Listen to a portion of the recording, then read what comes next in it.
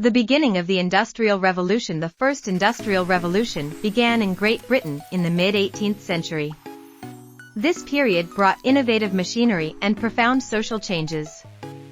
The process saw the invention of steam engines, which were used in factories in ever larger urban centers.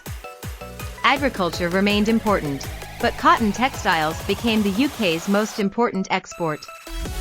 Characteristics of the Industrial Revolution. The main features included in the Industrial Revolution were technological, socio-economic, and cultural.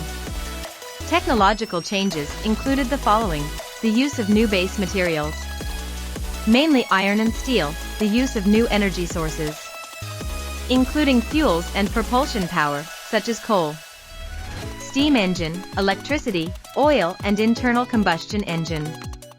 Impact of the Industrial Revolution. The changes initiated by the Industrial Revolution ushered Europe, the United States of America, and much of the world into modern times.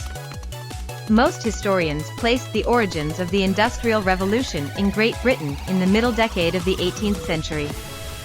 Further development. Although the term Industrial Revolution was first popularized by the English economic historian Arnold Toynbee, 1852–83, to describe the economic development of Britain from 1760 to 1840.